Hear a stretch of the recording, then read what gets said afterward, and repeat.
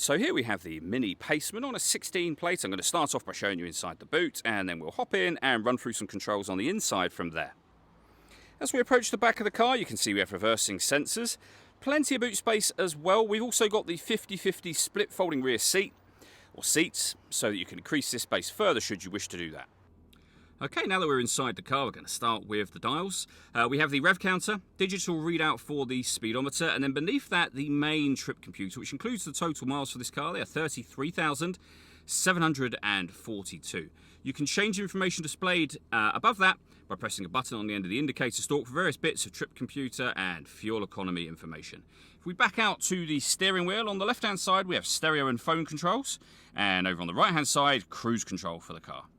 In the centre, you'll find the main speedometer, as well as the fuel gauge, of course, and then the stereo. So, the mode button, and then this dial, all the buttons directly beneath whichever menu you want to enter.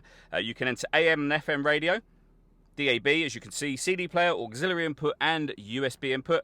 Menu is where you will then pair up your phone. We have our onboard computer, and we can configure things like the time and date settings. Main volume for the stereo is just there.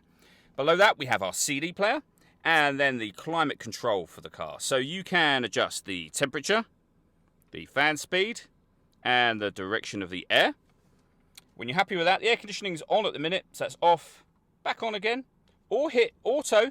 The car will now maintain the temperature. In fact, you can hear it doing it. The temperature you've asked for by taking control of the fan speed and the direction of the air. Any manual adjustment will override auto. You can turn it off and on that way as well, whichever you prefer, and you can make your own adjustments manually after that.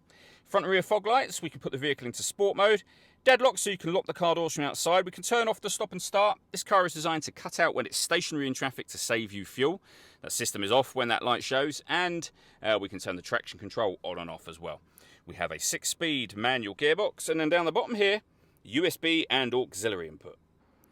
All that leaves me to say is thank you for taking the time to watch this video. If you'd like to come and see this ULEZ compliant car for yourself and have a test drive, please feel free to call either of our MJA sites. We'd love to hear from you soon.